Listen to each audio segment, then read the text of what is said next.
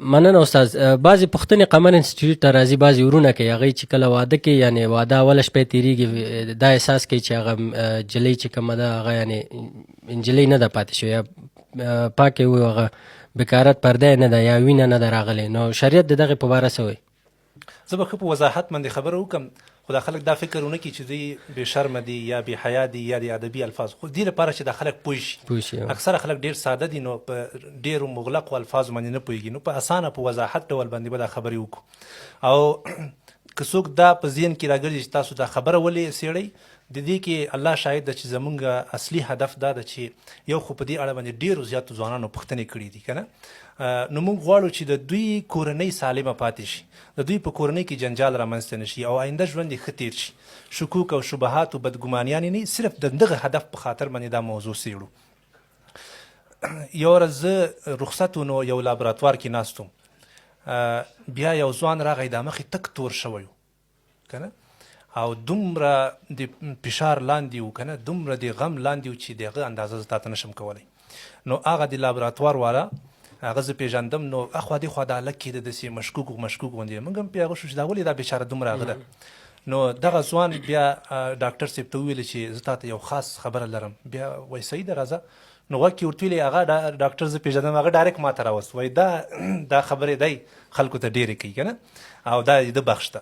نو هغه ځوان ته مو وویل چې څه خبره ده اخر؟ هغه ویل چې پرون شپه ما واده کړی، اوله شپه وه زما د واده، خو د هغه نه وروسته نزدېکت نه وروسته ما کوم اثرات ونه لیدل چې دا جلۍ دې جلۍ وي که نه، دا ښځه دې پاکوي. ځکه وایي ما وینه ونه لیدله، په وضاحت ډول سره کوي موږ وینه ونه لیده. نو وایي دومره مې په دې ذهن باندې بوج ده چې ټوله شپه ما خوب نه ده کړی، او نن ورځ هم را باندې دومره په غم تېره شوې چې زه دې ښځې سره نور څه وکړم که نه. زه راولګېږم دا مړه کړم، له کور یې وباسم، ټول خپلوان پې خبر کړم، که څه چالو کړم. مالې ډېر هوښیار انسان او ډېر یو ښه ځوان، الله دې تا ته خوشحالي درکړي چې ته راغلې او پوښتنه دې وکړه. ځکه ډېر نادانه او ناپوهه خلک شته چې اصلا پوښتنه نه کوي، یو دم سمدستي اقدام کوه که نه. یا مثلا کورونه کې ښځې نه غلطي او ډز و غپ راچپه کول، داسې اکثره خلک کوي که نه. نو مال دا دې ډېر ښه کړی چې ښه کار وکړي چې راغلي، الله دې تا ته خیر درکړي چې پوښتنه دې وکړه. همدارنګه ډېرو خلکو د وټساپ له لارې دغه میسجونه کړي دي او حق حیران شوي چې مونږ څه چالو کړو د ښځې سره، لیکن بیا هم الحمدلله چې مونږ ورته رهنمایي کړې، د هغوی ژوند په ښه طریقه باندې پر مخ روان ده. نو دې ځوان ته چې مونږ رهنمایي وکړه، یو دم د هغه په دې مخ کې تغییر راغی، او الحمدلله یې وویل چې دا شکر ده چې دا خبره پوښتنه مې وکړه او بیا لاړه. نو خبره څه کې ده؟ خبره دا ده چې دغه پرده د بکارت، دا ډاکټران وایي چې دا د پیاز له پستوکي نه هم باریکه ده، ډېره زیاته باریکه ده.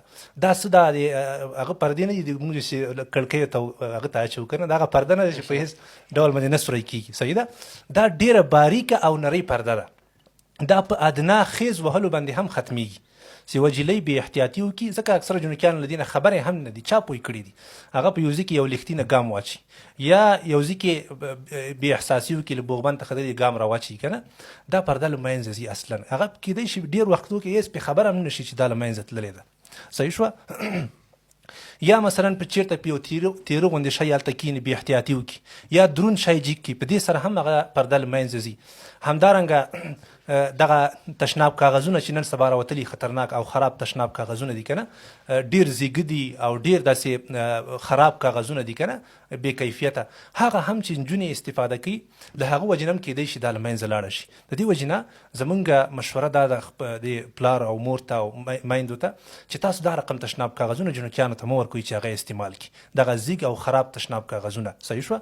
او همدارنګه کوشش همیشه لپاره دا وکړي چې هغوی په احتیاط کې ژوند وکړي، ځکه هر چاته زمونږ دا پیغام نه رسیږي. نو خبره دا ده چې دا پرده ډېر په اسانۍ سره له منځه تللی شي، ډېر په اسانۍ سره چې انسان یې تصور نشي کولی.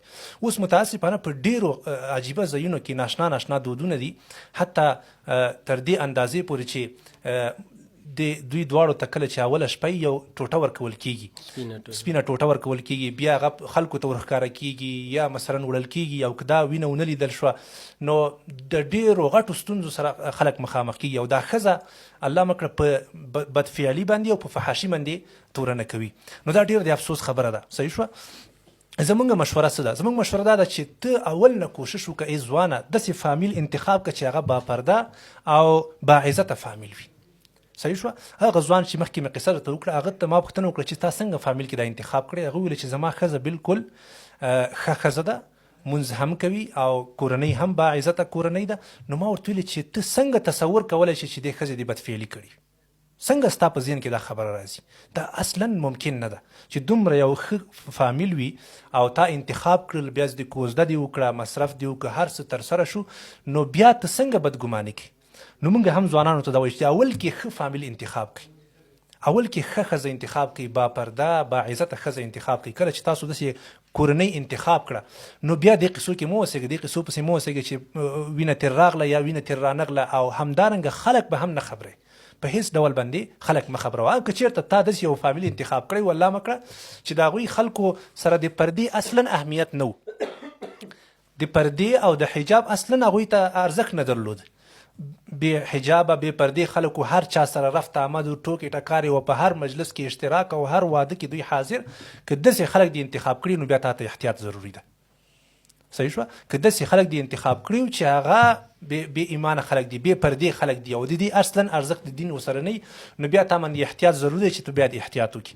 لیکن چې ته الحمدلله اکثره خلک ډېر پتمن درانه خلک دي، باعزته خلک دي، که چېرته تا داسې کورنۍ انتخاب کړې وه نو ذره بره شک په دې ښځه باندې ونه کړي. خپل ژوند دې پر مخ باندې په ډیر یو ښه شکل باندې ویسه، نه دې ښځې ته په آینده کې دا خبره یاده کړي او نه کورنۍ ته یاده کړي، نه دې خپلې کورنۍ ته یاده کړي او هېڅوک په دې باندې خبر نه کړي، هېڅوک په دې باندې خبر نه کړي. نبی صلی الله علیه وسلم په صحیح حدیث کې فرمایلی وایي چې چا په یو مسلمان باندې پرده واچوله، الله جل جلاله به په ده باندې په دنیا او آخرت کې پرده واچي. په دنیا و دې بیچارګۍ به په ټول عمر کې چېرته پردي هلک ته لاس نه ورکړی او ته اوس په دومره غټ ګناه باندې توره نه کوي. دا ډیره لرې خبره ده، اصلا ځوانانو ته دا په کار نه دي. نو چې یو ښه فامیل دی انتخاب کړه، دې باره کې باید ته اصلا فکر، الحمدلله موږ داسې ځوانان لرو چې هغه اصلا دې ته فکر نه ده کړی. ډېر ناوړه رواجونه دي. په همدغه شپه باندې ما ته خپله ځوانانو ویلي چې کله ځي خپلې ښځې ته ورځي نو ده ته ټوټې ورکړي چې دا به راوباسي او دا به داسې وایي زه بې شرمه بې حیا خلک. دا کوم حیا ده چې تاسو یې کوئ؟ دا شرمندګي نه ده؟ د ښځې او د نر ترمنځ چې هره کومه خبره کیږي دا باید ټول د دوی ترمنځ پټ پاتې، دا باید هېچا ته هم ونه ښودل شي، د ښځې او د خاوند ترمنځ. ځکه دا ډیر یو کچا عادت ته چې بعضې خلکو یې شته، کله چې د خپلې ښځې سره اوله شپه تېره کړي په سبا باندې ځوانانو ته او د خلکو هلکانو په منځ کې ناست او بیا قیسې کوي چې ما داسې ورسره وکړو هغې داسې را سره وکړو. دا څومره د افسوس خبره ده، هم د خپل ځان وشرمو او هم د هغه خپله ښځه وشرموله، هم د خپل ځان وشرمو هم د خپل قوم او قبیل دی وشرمو. ستا او د ښځې ترمنځ چې هر کوم خبره کیږي، که چېرته اشتباه کیږي یا کوم مشکل هغه ټول باید پټ پاتې شي. صحیح شوه؟ هغه باید ټول پټ پاتې شي. ښځه هم باید نورو ښځو ته قیسې ونه کړي، ځکه که چېرته هغوی ودونه کړي وي او که نه وي کړي ستاسو له خبرو نه هغه خوند او لذت اخلي او دا ټول ناروا او حرام کارونه دي. دا په حدیثو کې منع دی راغلی ده. صحیح شوه؟ نو دغه پرده که چېرته نه وه هېڅ کوم تشویش مه کوه، په نارمل طریقه باندې په ښکلې طریقه باندې دا ستا خپله ښځه ده، پاکه ښځه ده، پاکدامنه ښځه ده، پتمنه ښځه ده، باعزته ښځه ده، درنه ښځه ده، په ذره بره شک پې ونه کړي، ذره بره شک پې ونه کړي، الله به درنه خفه شي، ځکه تا په پاکه ښځه باندې تهمت لګول دا ډېره خطرناکه خبره ده. صحیح شوه؟ نو مې ښځې ته یادوه، مې بل چا ته یادوه، په ښکلې طریقه باندې دا خپل ژوند پر مخ باندې ویشه، داسې فکر وکړه لکه اصلا چې دا نه وي، داسې فکر وکړه. صحیح شوه؟ د دې معنا دا نه ده چې موږ خلکو ته تشویق او ترغیب ورکو چې هغه ګناهګاران خلک هم معاف کړي چې کوم چې زناکاران دي او بد عمله ښځې دي او ډمان دي. صحیح شوه؟ زموږ مطلب دا نه ده. موږ دا وایو که چېرته یوه ښځه پاکه وي نو هغه نه دا خبره اصلا هیره ده، ځکه خو تا ته نږدې کېږي، ځکه خو تا ته حل نه وایي، ځکه خو د دې په تشویش کې نه ده. لیکن هغه بد عمله بدفعله ښځه چې هغه زناګانې کوي، بد عملي کوي، بدفعلي کوي، هغه تا ته 10 رقمه لارې نورې هم لټولی شي. داسې ده که نه ده؟ نن سبا جراحي عملیات نه کېږي، ګنډل کېږي او قیسې دي او ګډې وډې خبرې دي. نو هغه بد عمله ښځه هغه نورو ځایونو ته تللی سي، تا لپاره یو جالي یو څه جوړولی شي چې ته پرې دوکه شي او تا ته یو څه شی په ظاهره کې ښکاره کړي، هغه هر بد عمل کولی شي. صحیح شوه؟ نو ښه خبره دا ده چې ښه انتخاب وکړي او بیا په دې قیسو کې اصلا ونه اوسېږي. زما نورو مشرانو ته هم دا تقاضا ده چې تاسو به له نر نه او له ښځې نه دا مطالبه نه کوئ چې موږ ته وینه وښیه او موږ ته ټوټه وښیه او څنګه وو او که نه وو. بس ورته دا زموږ خبره ده، په دې کې تاسو هېڅ مداخله مه کوئ او نه تاسو ته حق شته ده. صحیح شوه. نو دا اسرار دي، دا به ټول ساتل کېږي او په ښځو باندې رحم وکئ، له هغوی سره هېڅ قسمه دا رقم زیاتی ونه کوي، ځکه ستا ژوند ټول عمر دې ترخیږي، د ښځې ژوند یې هم تریخ شو په ناچیزه خبره باندې. نو د الله نه ویریږئ، په هېڅ ډول باندې په چا باندې تهمت هم ونه لګوئ، مه خپل ژوند بربادوئ او مه د بل چا ژوند بربادوئ. او دا یو ولایت کې هم دا غم شو، کومه دوسیه هم شوې ډېر وخت مخکې چې هغه جلۍ کله واده کړې وه، لیدلې وه چې دا جلۍ نه ده، بیا هغې راوستې وه، بیا بله خور ورته په زوره وړې وه. بلکل ځان سره دغه د ناوړه رواجونو کې همدغسې ناوړه رواجونه را روان دي. صحیح ده. فرض که یوې ښځې ته معلومات وشو مخکې له واده نه چې زما د بېکارت فرده زایله شو، حتی د حیض په دې وینه باندې دا ډېره تیزه بدبویم کوي او بده وینه وي که نه، په کتابونو کې راغلي.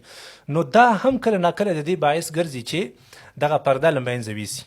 اوس که دې جلۍ ته هم معلومات وشو چې زما پرده ختمه شوه، صحیح شوه، یا الله مکړه بد عملي ترې نه وشو، چا ورسره په زور دا کار وکړ او خبره خرابه شوه، نو دغې ښځې ته په کار نه دی چې دا خلکو ته ووایي. بعضې داسې بېعقله غوندې ښځې دي مخکې له مخکې نه اعلانونه وکړي چې زه داسې نه یم او زه جلۍ نه یم او ما باندې داسې چل شوی. نه، صحیح ده.